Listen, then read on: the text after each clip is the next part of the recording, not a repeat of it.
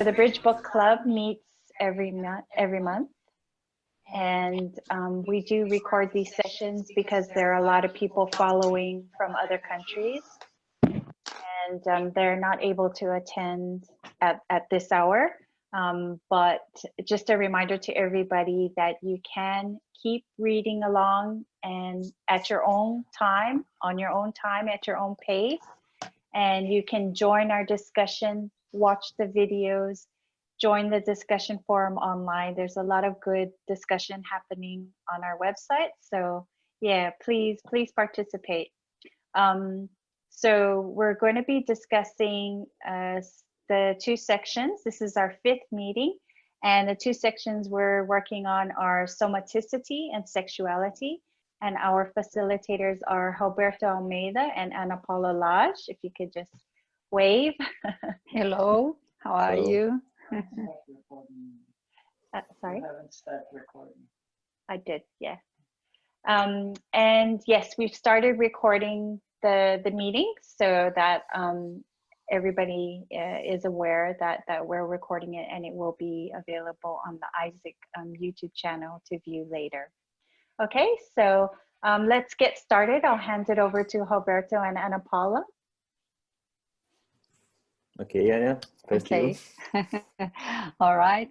Good morning, everyone. I'm not sure, good afternoon or good evening. It's such a pleasure being here and having the opportunity to discuss with you these two chapters. Yesterday we were talking about with Roberto how we're gonna work with those chapters, and the idea is that we actually immerse ourselves in the chapters, the themes that we are dealing with in psychosomatics and sexuality. And we will ask you guys to bring all your questions, and then we can work deeper in each of the chapters. Okay, so will be interesting. It's two themes, very nice, very interesting. So let's get started. Roberto, I pass. Hello, everyone. Yes. First, I would like to thank you the opportunity to be with you and discuss and do this work with the 700 Experiments. That is a good book to improve our understanding of the Conscientiology. I think is one of the great books of Conscientiology. And the idea is that we can discuss anything, but we would like to start with your questions, with your ideas.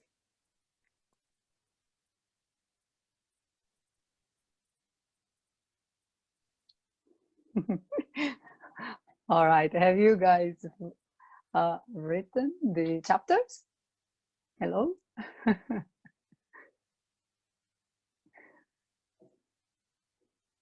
All right. So maybe it's a little bit shy. People is a little bit shy. Okay, so we can start. Huh? Let's start the discussion of. Let's put some question in the sense that why would be so important for us to look after our physical body when we talk about our evolutionary development. How much do you think the body plays importance in our evolution? It's very important in our evolution. How do you think?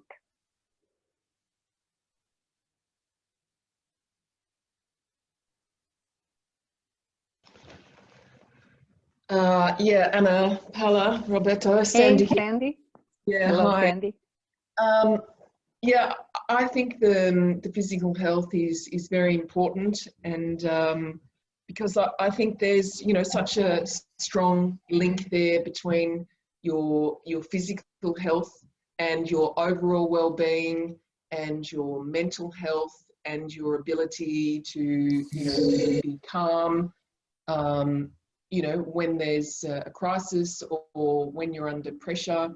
And so, yeah, for me, I think there's definitely a very strong link And certainly for myself, all of my life, I've, you know, dedicated time regularly to, you know, looking after the soma. For example, today, for the last 3 years or so, I do yoga almost every day. And I really particularly notice, I can say during this period of confinement, I'm in Paris at the moment, and we've been confined. We're now into our 5th week, and we have another 3 weeks to go, and I'm alone. And I just find that practice of, you know, staying fit, looking after the body, doing some yoga every day, it just keeps me calm. And I feel stronger, you know, I feel physically stronger, and I think then that makes me feel mentally stronger as well. So yeah, definitely I think it's really important to look after your physical body. Okay. Sandy, it's interesting what you brought now, because we all are having the experience of isolation now, and we all are at home, constrained, and we can't eat sometimes what we would like to eat. Sometimes we are unable to do some exercise, and what you were saying, the physical activity, it's actually it helps us to balance the other bodies, no? And so it's a kind of opportunity that we all can have to look how we deal with our physical body, and how the impact of what we do with our body has in our emotions, no? In our Yes. ideas. And you are talking about yoga. Yoga has a very strong component of breathing, which Yes. inevitably helps us to calm down, and there is a reflect, no? In our brain, in our cells, in our muscles, and yoga helps to relax. And when we look at the muscles and the relaxation and how it reflects to our energies, this is quite interesting as well, isn't it? Yes. Yes. Yes, for sure. And I think the other thing that I've found really interesting in the last couple of years as well is I work for a big global insurance company, and some of you may be in similar situations, but I've really noticed that in, you know, maybe the last 5-10 years or so, the environment at work is becoming more and more and more challenging and demanding. And so my experience is I go from one meeting to the next, to the next, to the next, to the next, to the next, and you're dealing with different people and different topics, and you have to be mentally, you know, fit, if you like. And I don't think I would have been able to do that if physically I wasn't fit. So we're talking about the relationship between the physical body and the other bodies, and we were talking about emotions, and definitely there's also that link between the mental fitness as well. And, you know, I'm not saying that that's the best environment. There's a lot of downside in being immersed in that kind of professional world where you're under a lot of pressure and stress all of the time. But I think the experience anyway has helped me understand, you know, my mental capacity more. And I've had to push my mental capacities more. But I wouldn't have been able to do that if physically I wasn't well. I don't think. That's what I think. Yeah. Yeah. And, Yeah, I would like to say something about this, because one first thing I think that we are here in this dimension, intraphysical, intrasomatic experience, I think is related in some way to our necessity to reduce stimuli. We need to focus to evolve. I think the body is a tool to this. We have 5 senses, and our body has all the limitations in terms of physical, and we have limits, and this is helpful to us. And what we see nowadays is that in some way, with activities, with technology, with all kind of things, in terms of mental health, it's something that is a kind of disruption. And I think this time of isolation and people are more in contact with themselves. I think it's something to think about, the idea that we don't need too much activities, as you said, Sandy, about the meetings, all activities that is putting us out of our focus. And I think that's the idea of body somaticity is a tool of evolution for our conscience, because we are not the body, we have the body. Then there's something that we in Conscientiology, for us, I think is a clear idea, but for the most of people, they don't realize that they have the body. They think they are the body. And this is something very important to discuss. I would like to hear about you in terms of how we use our body as a prosthesis. Hello, everybody. Nice to see Hey, Tony. Hi, Tony. I 100% agree with you, Roberto, when you say that our physical body is a tool. I was thinking that in my case, I'm in my 40s now, and I have perhaps 60 or 70 years old of this tool. I think it's important to reflect the fact that this is a temporary tool. This is a kind of concentration of energies we have at this moment.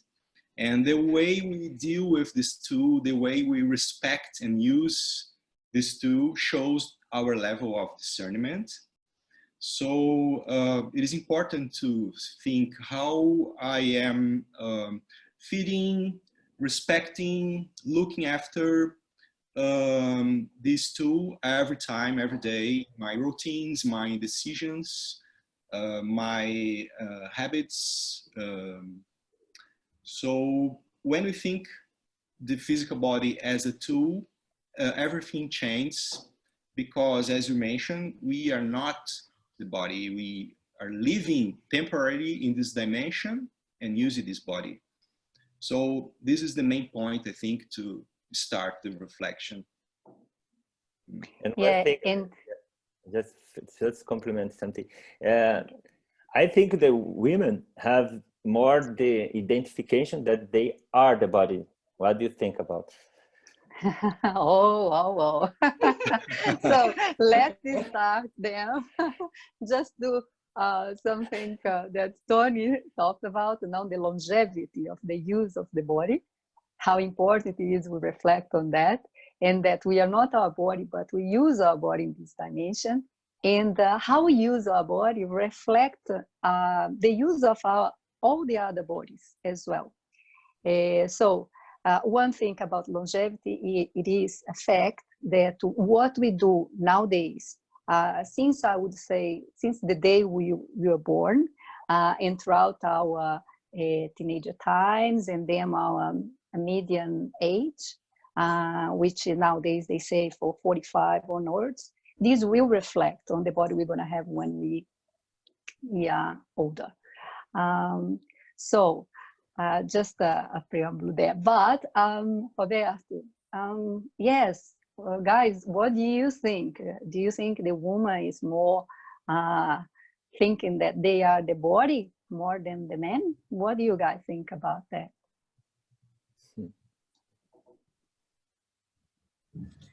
I think it depends so much on the culture, because see, Western women, they will think like this, but I have many Asian friends, and I don't know, like talking with them, seeing their families, they don't think much about appearance, really. Like we will think definitely plastic surgery and makeup, but I don't know, I have another references also. I think it's the beauty can be very cultural too. But I know some people, I have some Indian friends, and I know their families. They don't have this caring of the beauty, but they have the care of the food, for example. Yeah, I think what you're saying, it's a fact, no? Depend on the culture. Certain cultures, they have more addiction to beauty, like Brazilian culture, the number of plastic surgery and the number of procedures, cosmetic procedures today, focus and keep people young or having the youth looking. Certain cultures values the food, but we are talking about the question of the woman, and there is another aspect that we can think about. It is the hormonal cycles that the woman goes through life, and also the aspect that's so strong for certain women, that is the maternity, no? The need of to be a mother, no? And it's actually in some cultures it's mandatory, but in certain cultures not so strong. And then could we say that this would make a woman more fixed in her body? Yesterday we were talking with Roberto because at the 700 experiment, going back there, Professor Waldo points out that it's more common, it's not so common, find a woman involved in mathematician studies, no? And in certain areas, it's still not very common. And we were talking about why this might happen. Now, what's the reason that this might happen? And what we will start to think and how much our body or the use of our body will influence in that, and which other variables will influence in that to this situation happen. Understand? So we have one, it is the fixation for the beauty and youth, but which other variables culturally will contribute for that situation, no? If that's the case, no? I think case by case, we need to look at, yes, some women are more, and actually there is another aspect interesting about the physical body used by a consciousness, no, a genosoma. It is that things change when a woman gets into the menopause. So we come with a roller coaster of emotions due to the fact that we have so many alterations in our hormones. And there is one moment that these will start to change. And there is a reflect not only in the physical body, but emotional body, energetical body, and mental body in this phase, no? When a woman gets to the menopause or becomes menopausal. And I also think that, sorry, Roberto. No, just all bodies, including the sexosoma. Yes, exactly. Yes. I think that the fact that women has the experience of the maternity, the human gestation, is something specific for the genosoma. So perhaps this can be a fact that contributes for women to be more connected to the physical body. But I was wondering that some cases of people that are addicted of sport or physical tourism, for example, they are completely connected to their body image. So it depends of the consciousness. I think I agree with Pamela, it depends of the culture too. But the maternity is something that really connects the woman to the physical body. So we as a man, we don't have this experience. So perhaps this possibly could answer your question or your position, Roberto. Yeah. I was thinking here about all this. There is cultures, maybe our body, if it's genosoma or androsoma, that may influence a lot our body. But I was thinking also of all the if the influence about the evolution of the consciousness that is behind, you know, the body, how does it can help the person? And also as a conscientiologist, no, us that we study evolution, and we study lots of techniques, and we study energy, that we know that our body is also energy, and we can influence that, and we can even cure ourselves. So we theoretically know a lot of tools and techniques to maintain our body in a health situation.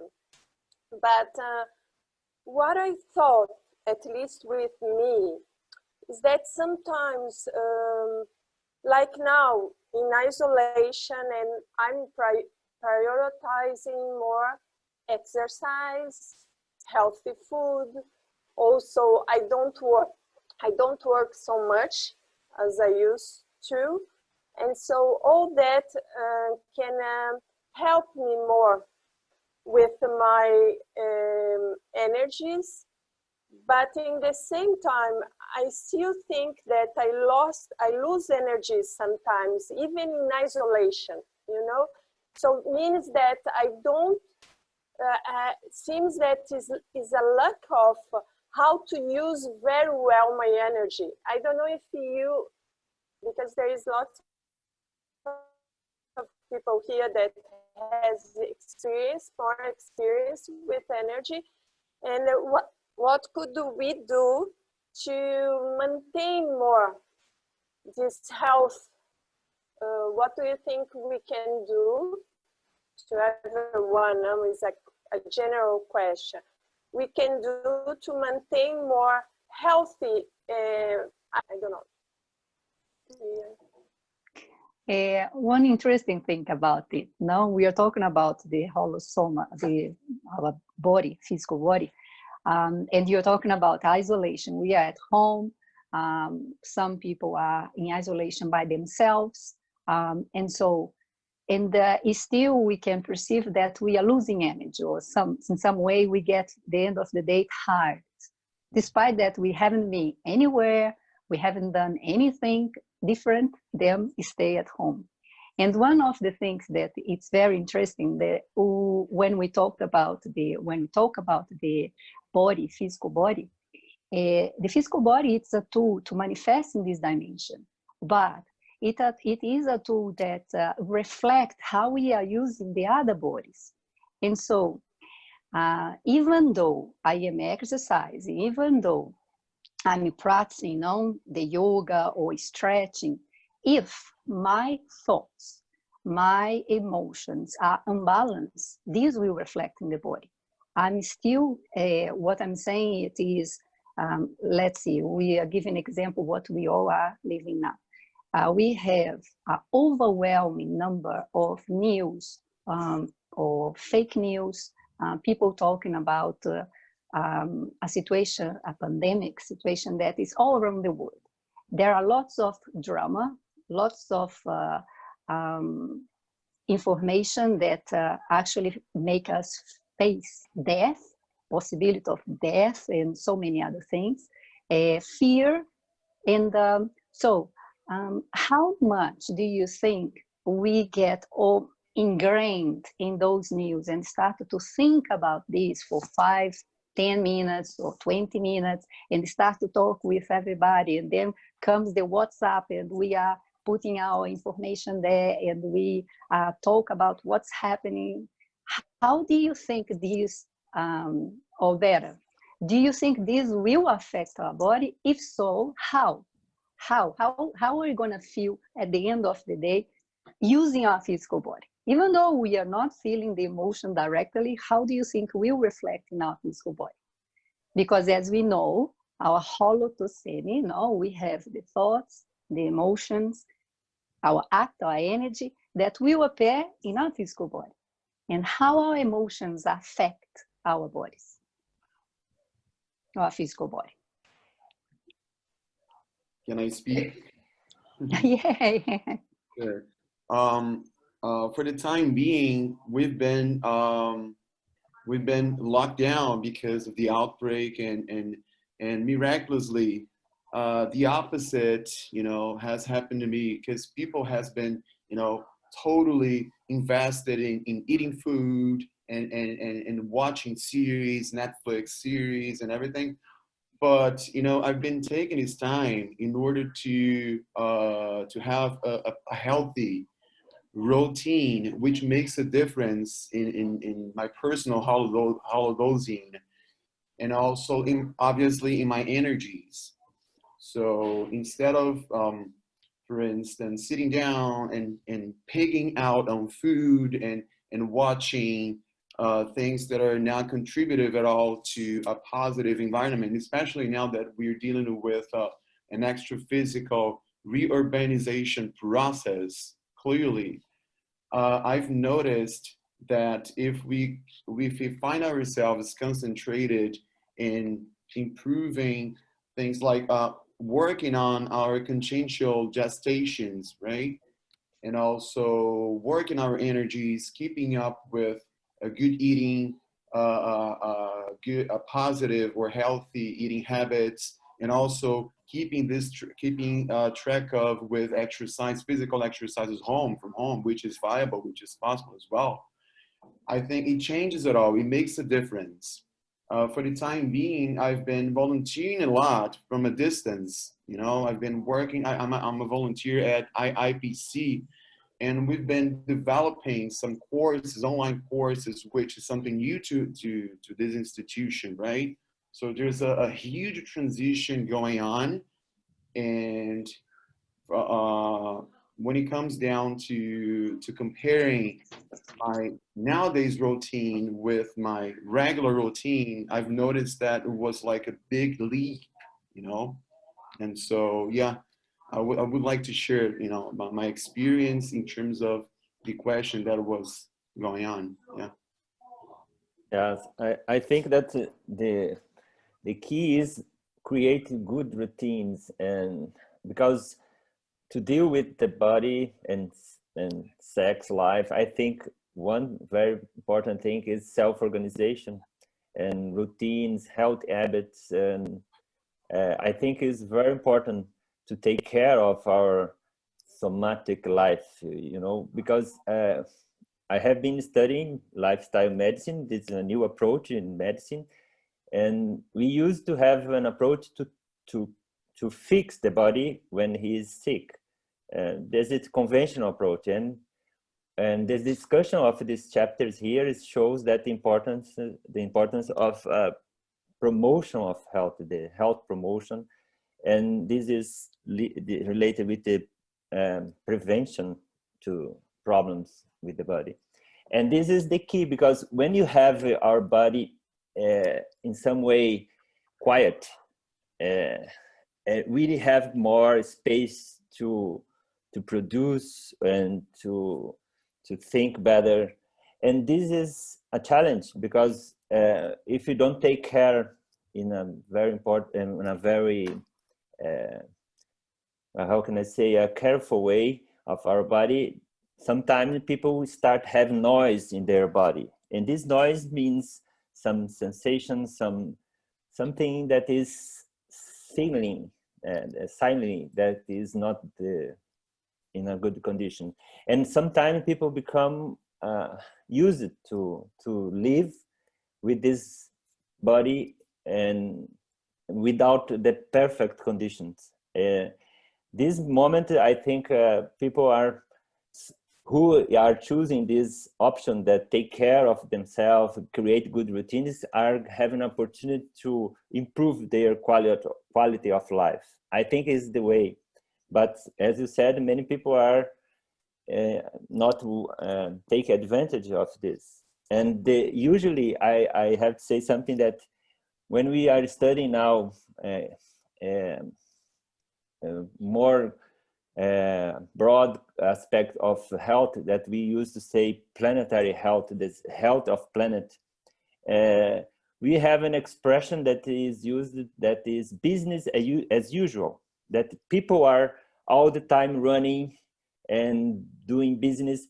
But this moment we have a huge opportunity because all the planet is stopped. And now we have opportunity to think about the way that we will come back to the new normal that people are talking about. And this is, for us, is very important. Just one thing, did the world really stop? Yeah, I think the way that we are talking here is stop the business as usual. I think they stop. Yeah. There is one chapter. We are doing a lot of things in a different way.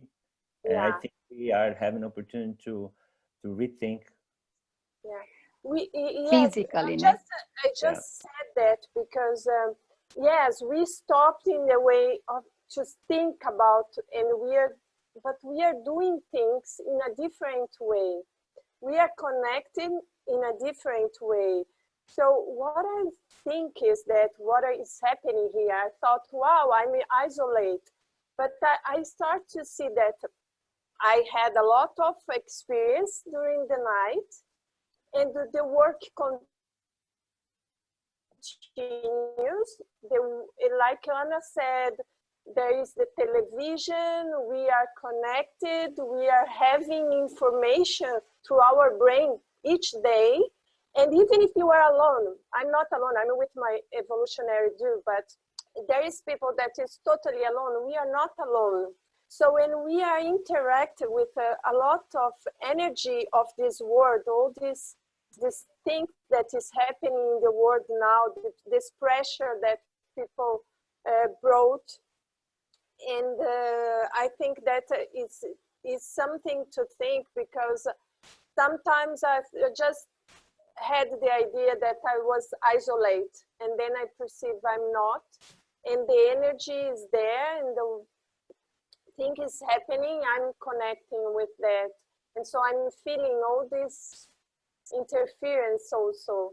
And so if it's interfering, like Anna said, in my holotocine, in my emotion or my thoughts, it may is connecting with my health, body health, you know? Like what Roberto was saying before, and you said as well, Magali, about for the intermissivist, how do we relate with the body? And I think it's a sense of responsibility, what we do with our body, and understand that the body will be with us for a long time.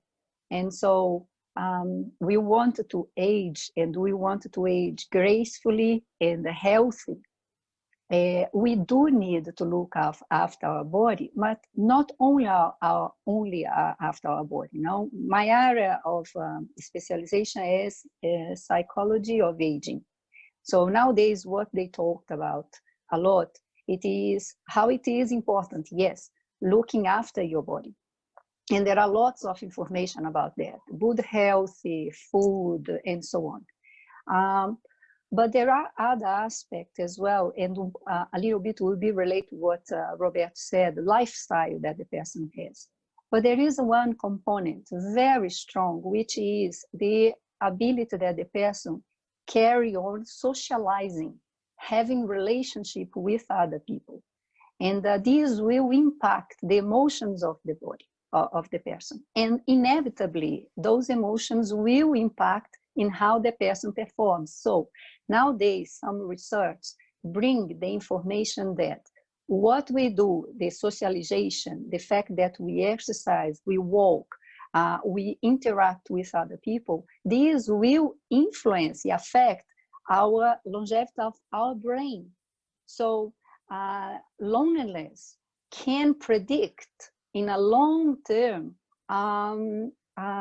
dimension or a manifestation of the brain that the person can get to Alzheimer. Like nowadays, there are some other research talking about what we eat and how this will affect in the long term and take us to have Alzheimer.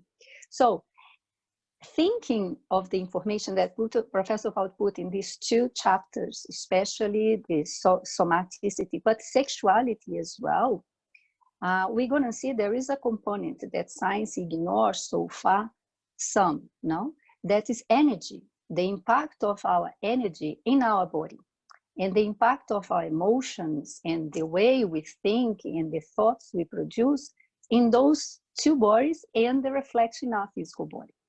And so the chapters that somaticity that Professor Waldo brings, it shows how everything is interconnected.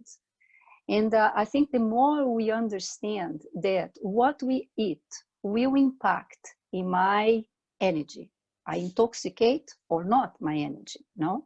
Or how I think will impact in the performance of my energetic body, more and more we're gonna start to have this quality of life more complete, not ignoring, for instance, the impact of sitting for 2 hours in a row watching Netflix without blink, no? Literally without blink.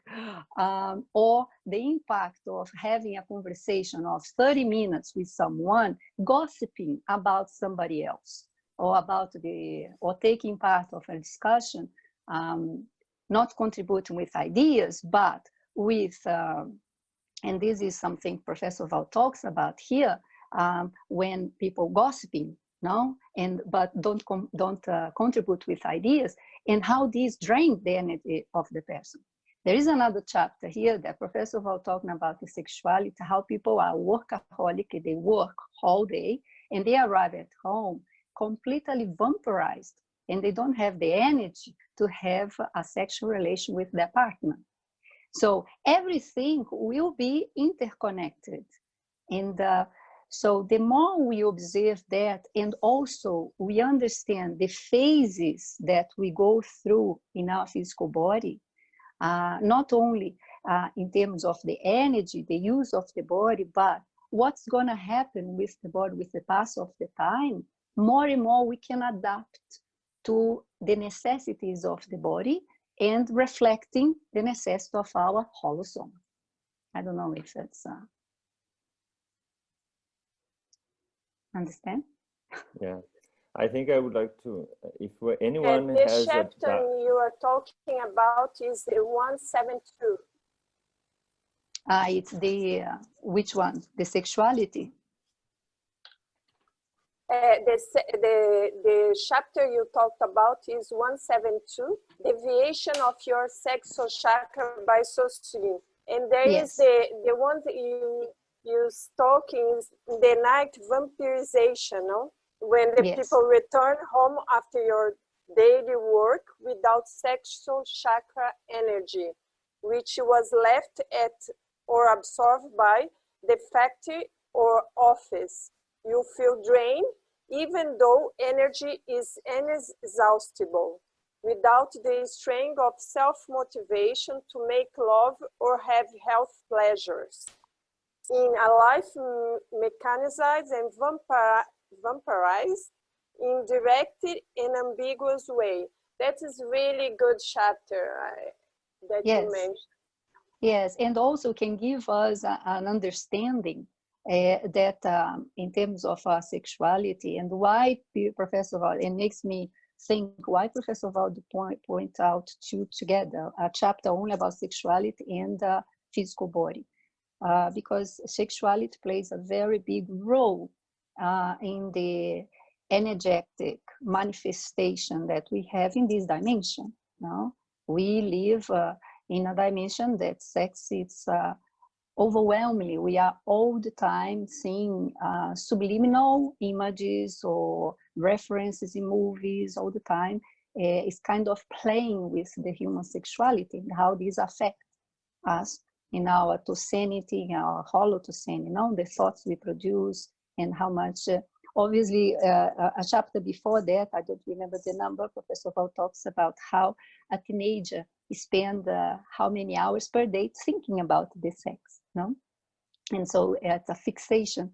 Nowadays we have other things that to think about, no? For instance, the amount of pornography or the exposition, the stimulus that people have. visually, now especially visually, now on television and so on, and how these affect the toxicity of the person. And this will affect in how they will have energy or not to encounter their partner. No? The fantasies all day, and then they encounter with the partner, but they are drained energetically. No? So this shows how the energy will impact our holosoma, no? Our body, our physical body as well.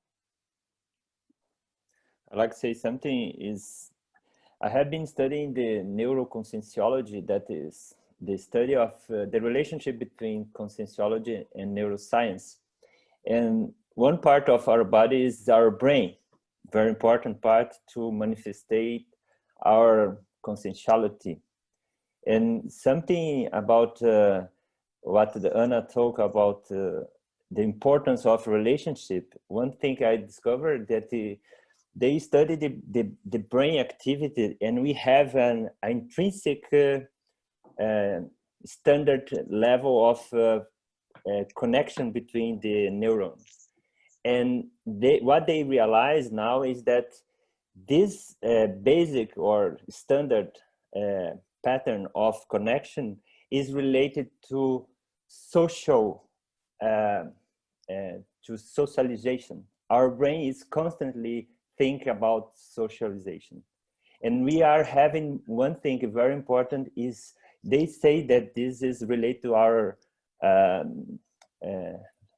can I say, success in evolution.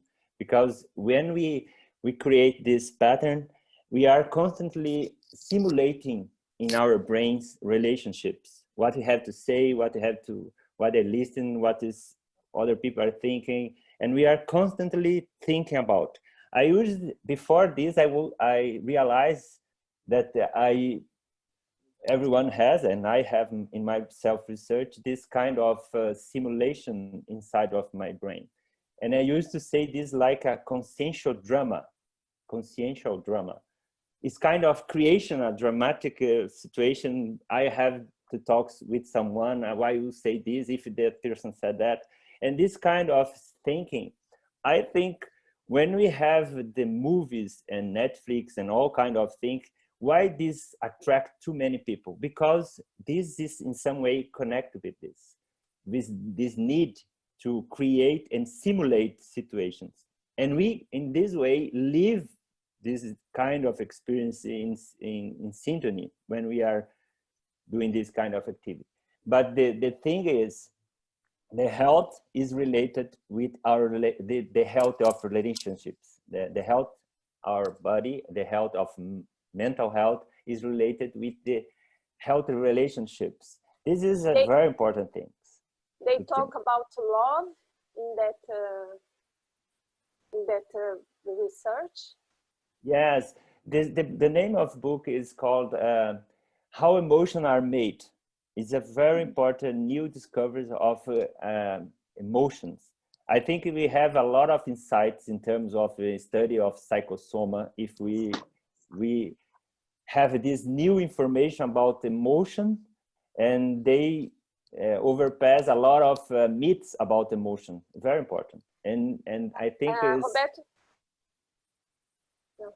Okay. You are asking something? No, yes, I was asking because if you see any, because I read about all orgasm here, no? It seems that all orgasm is much more related with that, this kind of love or in connection, because it's energetically and mental than body.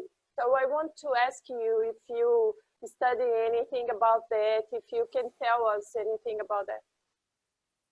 Well, I think the perception that we is that, of course, the energy is more than the body, and this, when we are, as in the chapter, I think in one of the last chapters is said about, of course, we can have physical orgasm without all orgasm, and of course, and this is something that we have to realize that what I was talking about is about the experience of our brain to simulate our social relationship, our affections, our emotions. They create this to connect us. And of course, this is something that is related with the producing of the toxins that will create a better connection between our energies. And of course, if we have this in a more harmonic way, I think is the way to have the all orgasm, as you said. And So, the high level of all this, what we are discussing, our level of connection with our body, the connection between two bodies, and the connection between the holotocene of two consciousness, I think is a kind of interfusion. I think is a high level. I think is, yeah, because when Professor Waldo talked about all orgasm, I remember once that he was talking about this thing that can impact more than the two people there, you know, or is more than one or two or three people. You can is more related a big pleasure. No, but it's so difficult to understand how it's gonna be. But I relate it more like love and connection in a higher level, you know, because we can connect love with sex here in this level. No, we have love and we connect, or not, or we can just have sex. But in a whole orgasm, you can not just have the brain think or the soma think, it's the whole of soma. So you have to have much more things to have. I would like to just to point out something that Roberto said about this research. One of the things that neuroscience talks, and nowadays they have lots of research. There is Antonio Facundo, it's a neuro researcher in Argentina. And he has many research in explain how our thoughts, if we start to think about things, and this how will affect how you respond to other person or to the environment where you are. And I think we'll complete a little bit, Roberto, the connection about the emotions and our bodies or the brain, because we produce in our brain an idea and we'll have a response, emotional response to that. And then when you guys were talking here, I start to think about whole orgasm. It's an orgasm that involves two people with an interfusion, a holosomatic interfusion. And so nowadays, what we see, people talk about the relationships between people is not the quantity, it's the quality. And what is the quality of a relationship? One of the aspects that's the most important is the donation and how much one is open to give themselves to the other person, to have this generosity towards to the other person.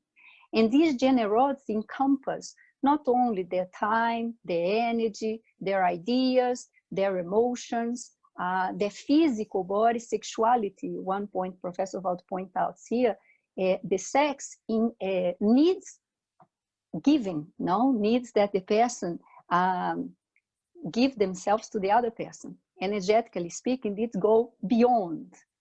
And so there are orgasms, physical orgasm, that it's just a release of hormones, but there are orgasms that actually it's a interconnection between two people. And then if we expand that, we get to the all orgasms. And I think probably one of the things that will contribute to that, it's how much the person can give themselves in that relationship. And they have this generosity, a holosomatic generosity, in order to have this interconnection with the other person. I would think a love, but it's such the word is so mistakenly used lately, but yeah, I think it goes beyond that. It's how much we can actually open up ourselves for the other person, and then we generate probably the holosome, whole orgasm. But we are in our physical body. And I think one thing to reflect it is how we relate with our body will affect our sexuality, and therefore will affect the ability to have all orgasms and orgasms, even physical orgasms as well. Can I ask a question? Out of curiosity, is there any conscientiological paper article that talks about whole orgasm?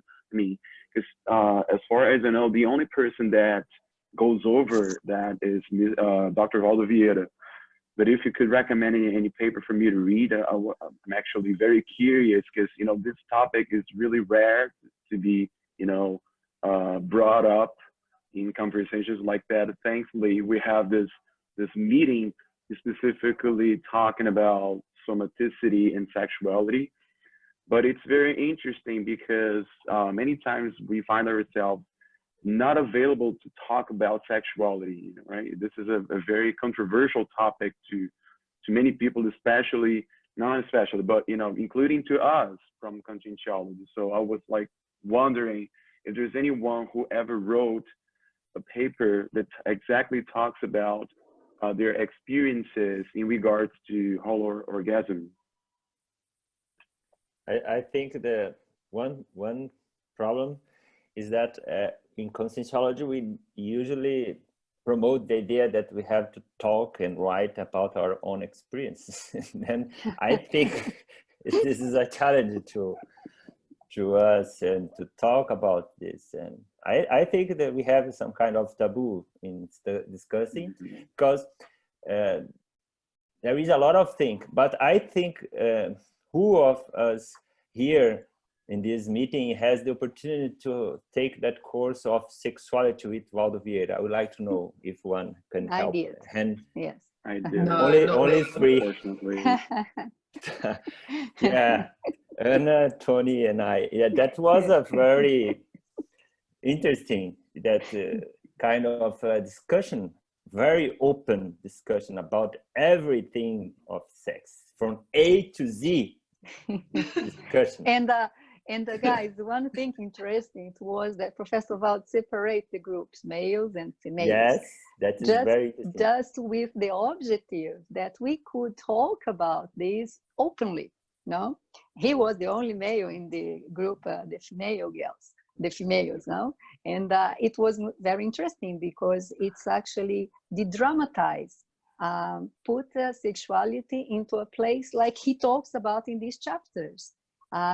It's a necessity. It's something that because we have a physical body, we have the sexuality, and it was a very interesting course, no, to actually broke a little bit the taboo to talk about sexuality. And nowadays, I'm studying the aging population, and if you think it's a taboo talk about sexuality among people in general, because I think intraphysically, yes, people don't talk about sexuality in a quality way.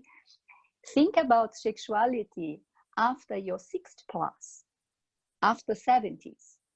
People don't even imagine to talk about this. It's another taboo, you know. So, but it's not another taboo. It's actually follow a set of taboos and get to that point. No, we don't talk about our sexuality. We don't talk about how we relate with our body, how we relate with the other person. And so we're not going to talk about this when we are 60. We think that probably I gave up or doesn't exist or other things. I don't know. Hey, Felipe, if you type on Google all orgasm, you will find some tertulias from Professor Waldo about it. But please type all orgasm, not orgasm. Otherwise, we're going to find other things. Oh yeah. It's That's all in sure. Portuguese. It's all in Portuguese. So yeah, we can get some ideas from the author about this. The little book about the evolutive couple, the manual, also mentions some ideas about the orgasm. but I don't remember if any other author or researchers study this. I was actually wondering because I've read all of the references that involve Waldo Vieira. Other than that, I couldn't find anyone who clearly and courageously talks about it. You know, so yeah, you could be the first. Well, thanks anyway. Thanks anyhow. Yeah. Yeah. I think I know one of the things that seems to be in the air is that we have a lot of repression, self-repression in regards to sexuality and also affection, you know, to express our affection to others, you know. Many times I see people in conscientiology talking about mental soma. We need to prioritize mental soma, but we forget that we can include sentiments to mental soma. And so that relies on the expression of affection, which is important, you know, maybe because this is cultural. But in Brazil, for instance, in Rio de Janeiro, for instance, it's not a problem. So I was actually thinking that my hypothesis in regards to the problem of bringing sex up, I mean, in conversation is the repression problem, right? I don't know if you agree with that, but that's my hypothesis. There is a, go ahead, Roberto. Yeah, I think this, what you bring is a very important point. I think with the study of consciousness, with all the subjects and the holosoma and the mental soma has been put in a place of a very high standard of importance in terms of our evolution, because our lasting, I think, body. And I think what caught my attention is the last phrase of the chapter 198, test over 90 sexual themes. And the last phrase, I think, is something to think about. It is always worthwhile to be careful. The most common human moral is hypocrisy. And I think I was thinking about this because when we are here as conscientiologists studying so high level of subjects, sometimes we have a tendency to be a little bit hypocrite in terms of something, because we are not deeply accepting that we have too many things, and we start thinking that we are better in some way because we are discussing something so high level, and we forget about this, the reality of our consciousness. And I think this is something to think. I want to I think go no, ahead. Please tell. No, it's just that I would like to add something for us to reflect. Conscientiology, projectiology, they are a set of ideas, evolutionary ideas, that are brought through our intensive course to bring to this dimension for us to improve in the reurbanization and the increase of consciential maturity in this planet, okay? But this doesn't mean that we all have our answers. We all have answers because we all have a multi-existential history. And there is a chapter in the Somaticity where Professor Waldo talks about how long it takes for us to develop a habit. No? So the way we think, 2 decades will create a root in our brain which will contribute for us to have a mechanical response in the way we think, we act, and so on. Think about how this will affect if we think in how many lives we had a way of acting through the life we had, through the emotional traumas, and we actually developed that way of thinking. This will reflect how we feel things as well. So we come here with all these fresh ideas. Okay, I'm going to apply this in my day-to-day life. I'm going to talk about this. But when we start to study the things and the ideas, evolutionary, dual, holorgasm, and we talk about so many things that are so evolved and that average people don't think about. We don't think that, I was 2 lives ago, I was in the barotrosphere, or I was a vampirizer, energetic consciousness, that vampire energy from other people. No, we think that, oh yes, I know everything. And this is quite dangerous, because it's kind of a repetition, self-mimicry from past lives we had that we repeat here. And what I'm trying to say it is the ideas not necessarily will change us if we don't change the way we see these ideas and we practice the ideas. And probably that's why we might think that, okay, I have only mental soma and I forgot the rest of my bodies, because I know more evolutionary themes. So we kind of lose our perspective, you know. And you talked about the repression. Depend on the lives we had, there are many things that we bring, and we look at conscientiology, we think, no, I can't smile if I'm talking about mental soma, it's intellectuality, or I can't use my physical body to express my affection and my love for somebody and give myself to that person in the act of sexuality, because I need to hold the energy in order for that energy to help me to expand my mental energy, because there are these ideas as well. And so depend on the ideas we nurture for many centuries, that will change it like this. Will change throughout lives that we apply more evolutionary ideas.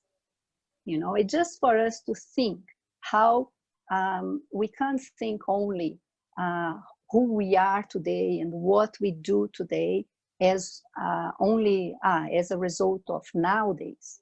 We need to think about how many lives we had, where we were, and how our tendencies today when we approach these ideas. Which kind of hypocrisies we do have when we talk hypocrisies, no? Which kind of hypocrisies we actually do have when we talk about this. When we go talk about some subjects that it's for us, it still have some resonance with what we used to do, you know.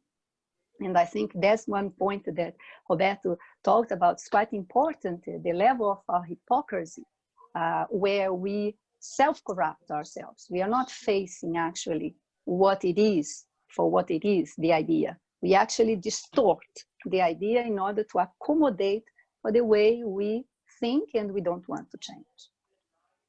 I think that's like similar to what I was also wanting to comment, that because of this repression, I think it cannot only come from past lives, but also, at least for me, when I got to know Conscientiology and I started to read all these amazing ideas and I got really into it, and there's all these like guidelines and ideas. Oh, you know, if you're too emotional, that's a pathology. If you do that, there's like these ideals within the books that kind of like, it's like guidelines. If you look at for example, the Evolutionary Dual Manual or the Penta Manual, like who in the world exists that fulfills all of these ideals that are in these books?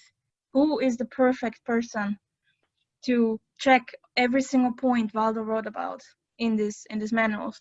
So when I was new in Conscientiology, I took this very seriously. Like, oh, I have to be like this. I cannot, you know, have this thought, or I cannot have this emotion. I always need to concentrate on the mental soma. So in the beginning, because I lacked discernment when reading these things, I actually started repressing emotions and ideas and things I would have normally done without actually processing them. I was repressing them, trying to be this perfect intermissivist and, you know, trying to push myself forward and self-improve every day and not allow myself a weak moment, which then can lead to anxiety and a lot of more drama if you really repress yourself with that. So it took many years for me to understand, okay, these books, also what Waldo wrote and other books, they are guidelines. They help you, like they lay out a path that you can follow. But you don't immediately have to be like that, because it's impossible. That's why you self-develop.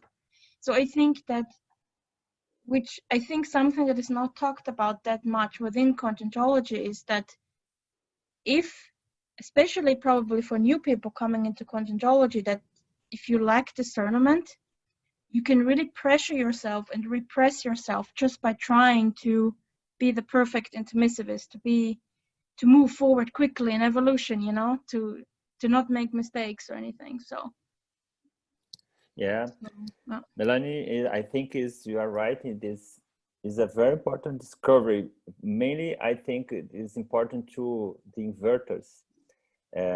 Existential inversion is a very important technique of Conscientiology, because when we came to this world and we have a new body and a new culture, a new society, and we have our ideas, our intermissive ideas, and we have if we have opportunity to find some books, some lectures, some ideas about that Conscientiology, the idea is help our to recover our unit of lucidity to have more, in a precocious way, more lucidity. And of course, in this process, could happen is that we can become a little bit repressed, because these new ideas and the average of the teenagers and society, they have a tendency to have a more, how can I say, a more dangerous to say something about the behavior. And of course, I think this is a very important point in terms of not only in terms of sex, because the main problem will be pregnancy and disease and other things.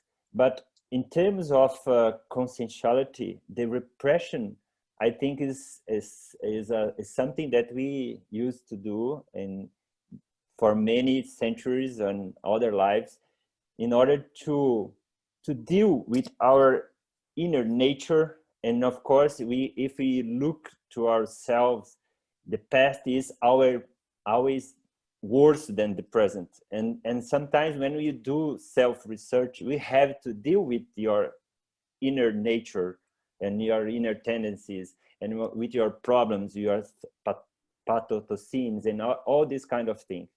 And this idea of repression is a quick way to fix. Oh, I repress and then this disappear. No, this doesn't disappear. This is put in some way out of the focus or out of the conscious, and this will create more problem. And then I think one very important thing of Conscientiology message is that Conscientiology is a libertarian. Yes. And we came to this life to be happy, to have pleasure. And this is cosmoetic, this is evolutive. I think it's the message is very important to how can I say, to counterbalance the idea of repression with Conscientiology ideas. And not only this one, we have the principle of disbelief. No, don't believe in anything that we are saying, have your own experiences. So with this, that Conscientiology free us to have to go through models of life. We have actually, we know more or less what is a more evolutionary consciousness, what is the ideal behavior or the ideal manifestation, but we recognize as well where we are and what we could do to get to that point. And so this gives freedom to us. It's not necessarily you have to be this person, you have to behave in this way, you have to take this path in order to be that perfection of person. This is a massification of the idea, and this a conscientiology is not that. It's giving the person their own prescriptions. You can create your own prescription on regard where I am going with my evolution. Where do I need? What do I need to improve in this life? What do I need to develop in this life? And give the person the responsibility of their own evolution in their hands. And so conscientiology, the ideas of consciential projectiology doesn't give us the sense of perfection. We are far from it. No, it gives us the opportunity to experience life in the all extent in order to help us to become a better evolutionary consciousness compared to who we were long time ago, for instance. No, and so it's a progressive. It gives us the sense of its endless opportunity to evolve. Every single minute, it is an opportunity to do that. And I think repression, Melanie, I have that. A long time ago, I remember very young when I started to study conscientiology, I thought that I could smile. I have to be very serious in the classes. I had all these manual things that I have to be. And after certain time, I think because of maturity, I suppose, you started to embrace who you are, accept who you are, and in order to improve it. Because repression, as Roberto said, you just put aside who you are. No, you hide from yourself your reality. And when we hide something, we not confront that, we don't have a way to improve ourselves. And so I don't think the ideas do that. I think it's us, how we see ourselves, how we relate with ourselves, how we think about ourselves, that will give that kind of response, no? Where we actually means ourselves and think, now I need to have this, and this to be who I am. No? And so it's not necessarily the idea. The idea is, as Robert said, and it's exactly that, free us. It free us and give us the opportunity to be who we are in order to improve from where we are in our evolution. Yeah. No, I didn't mean to say the ideas are like repressing. I was saying that when, especially as Roberto said, as an inverter, I think as a young person, when you have not yet formed stability in your life, for example, like someone with 30 or 40 years have, and then you find conscientiology, there's like this natural reaction, I think, to really try to shape your life with force, if necessary, into this path of inversion. And of course, some do it less and some do it more. And for example, if we think about in Brazil, the inverters, there's a whole group. So they have this like, how can I say, this group support, you know, they can like bounce off each other with these ideas and the problems and stuff like that. And I kind of, from the beginning, compared myself, oh, there's these inverters, they're taking these ideas really serious. They are writing all these articles all the time. They are publishing all the babaches. They are like, every one of them is writing a book already, and they're building their campus, and they're doing that, and they're so perfect. And then my reality, even though I'm an inverter and I'm reading the exactly same ideas, I'm reading the same books, being on the other side of the world, having a very different situation, try to take this as serious as they do, but can't, like, it's not possible. Like the comparison to that group and the way how they apply the ideas and the way how they realize the ideas and how they deal with emotions, for example, or things like that, will be very different to me here. And this just took many years for me to understand, and in a way to forgive myself for not being this perfect inverter from Brazil, and to really say, okay, you know what, I'm tired. I worked the whole week. Like right now, I need 1 hour for myself. I can't volunteer right now. So it took a long time to just say, okay, if I should live this life with satisfaction and also be a little bit happy, then I also need to kind of like be more flexible with the ideas, to have this discernment to shape the ideas onto my life and not shape my life onto these ideas, if that makes sense.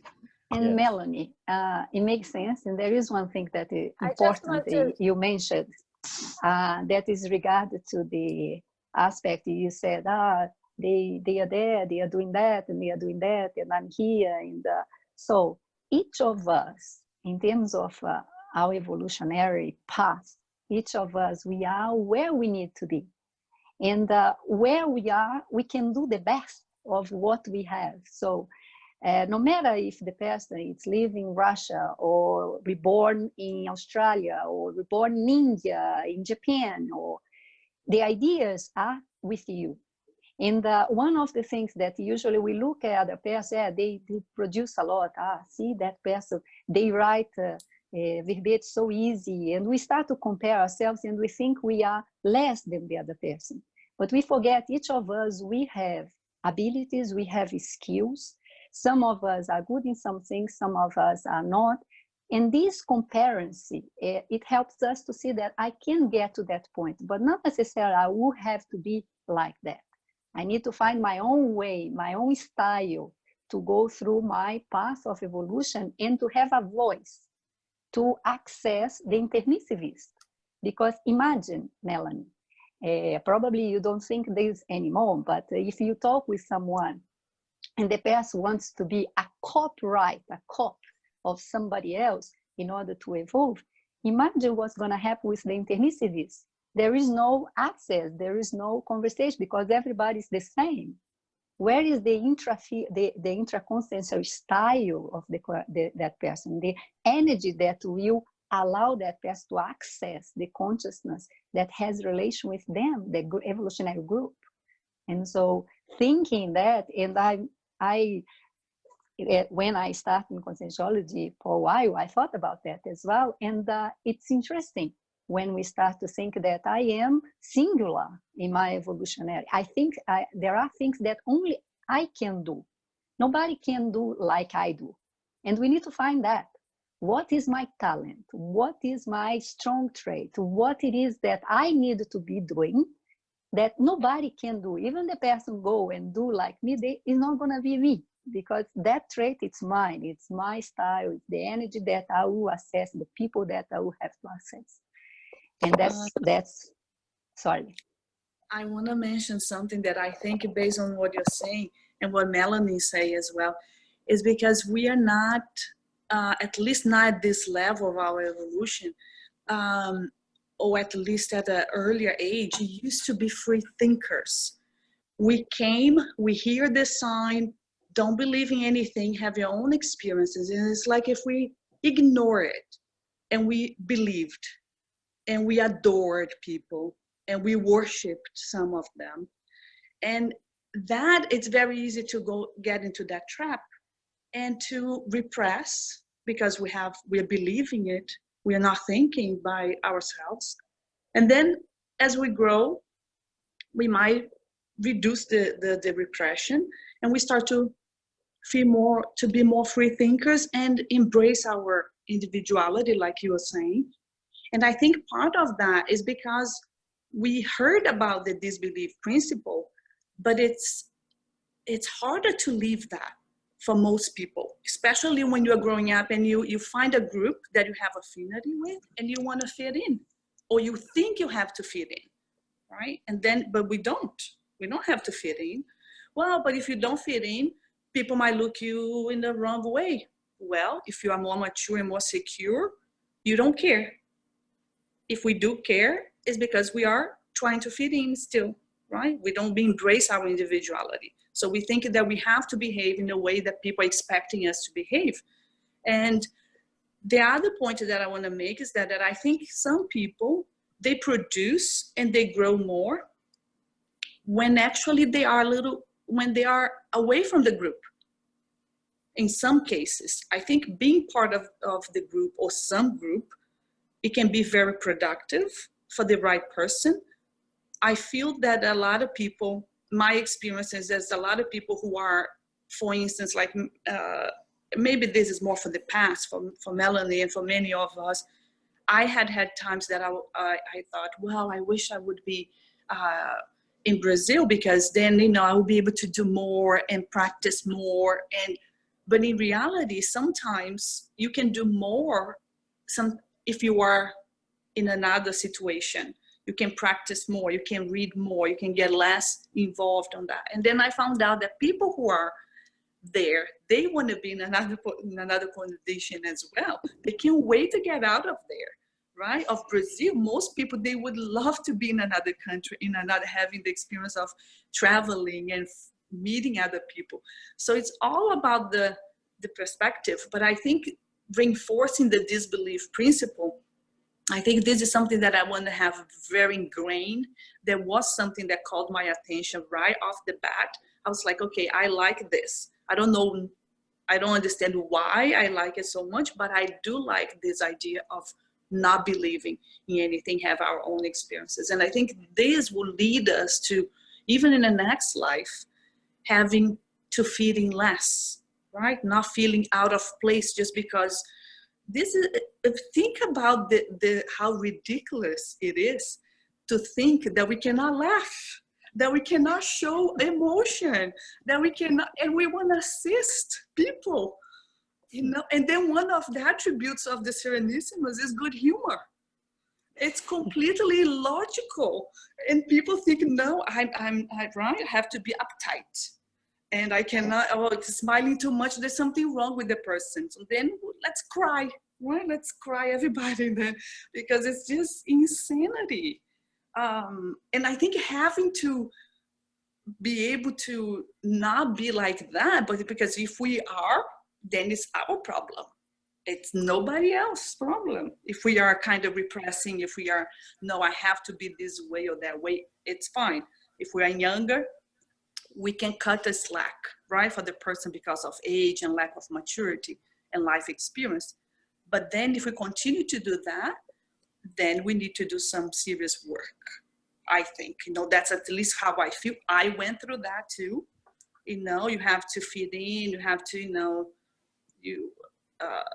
you have to dress in a certain way also, even though I was already dressing like in a more discreet way my whole life. But I think going through this repression, I think is really interesting to see the process. But I don't want to repeat that in my next life.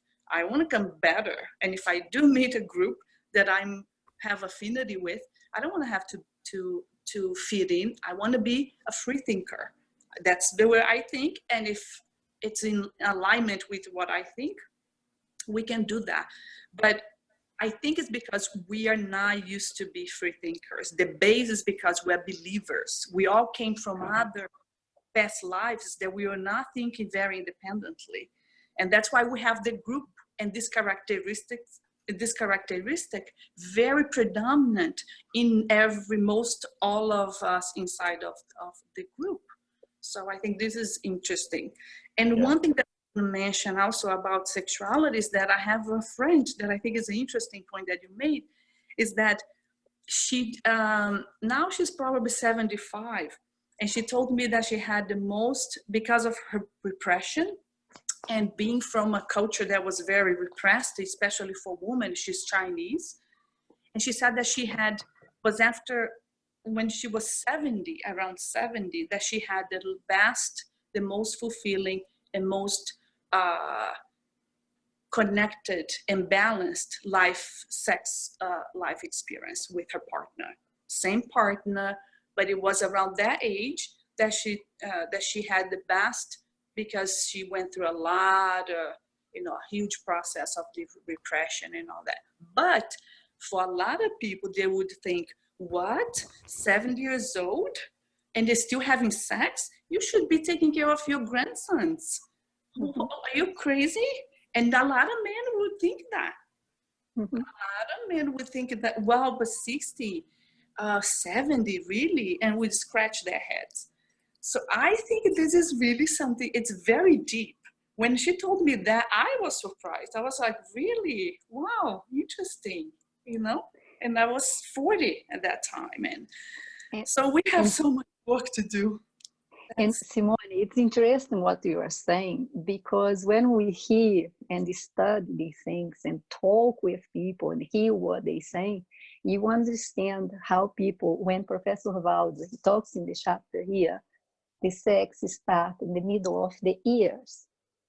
Because we pass a life thinking that sex is only the physical body, and it is up to a certain point, with all these new hormones and so on, but it goes beyond that.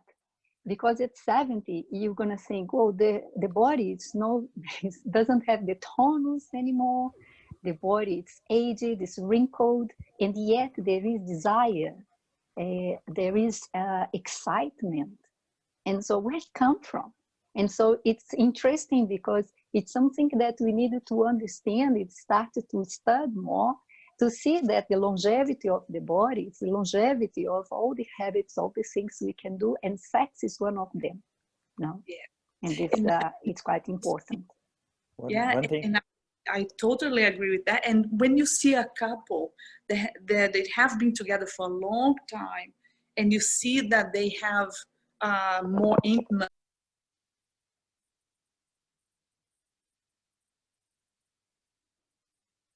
Hello, Simone. Hello. Hello. Oh, sorry.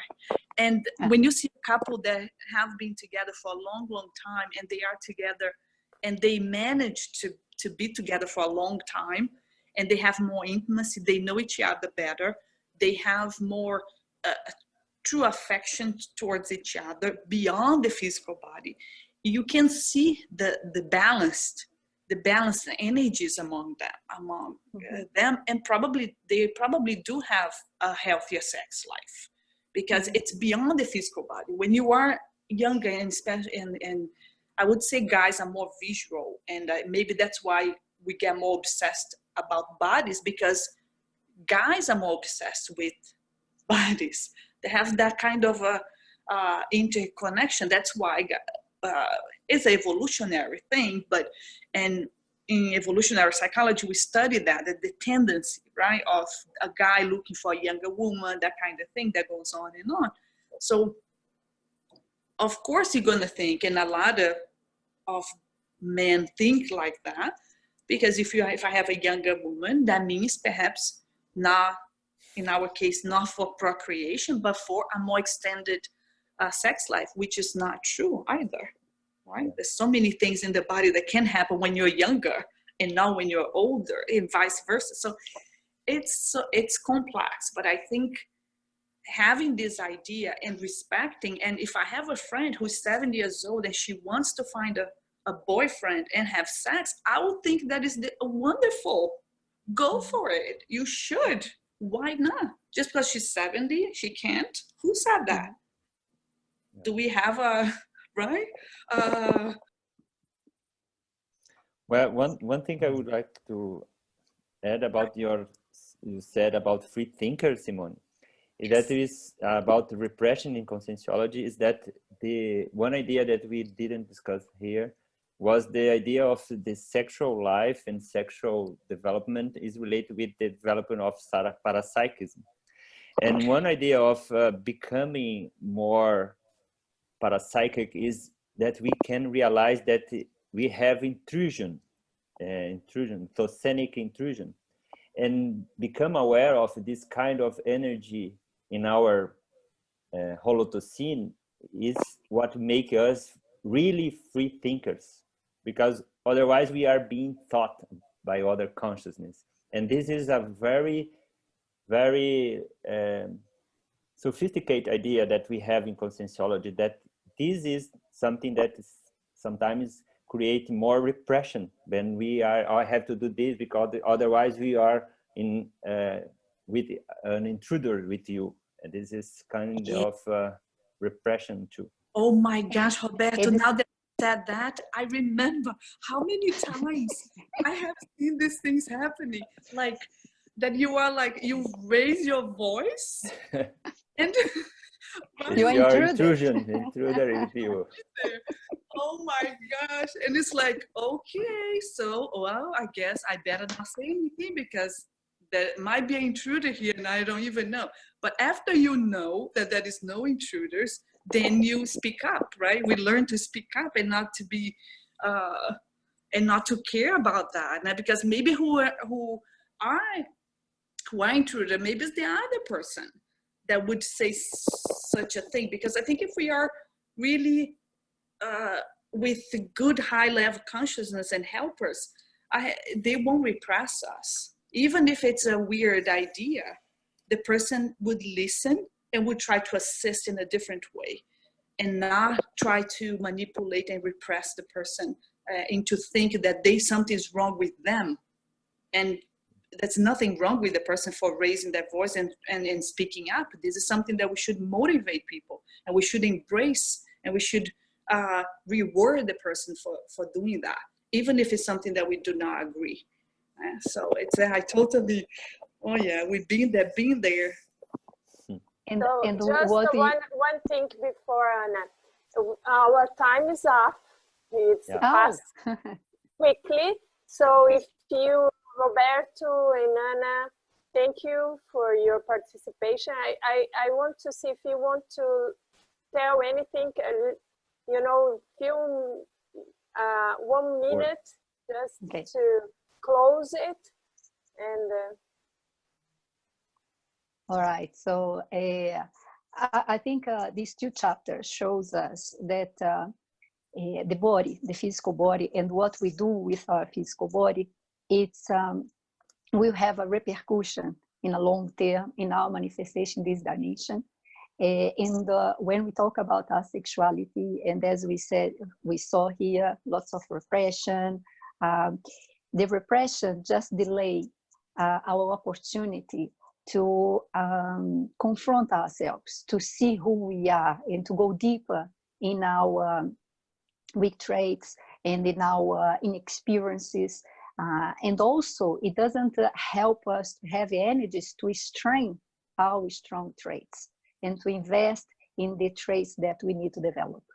So let's use those tools that we have in this dimension, the energy, and use the physical body and the act of our sexuality to potentialize this power for us to carry on in our evolutionary manifestation.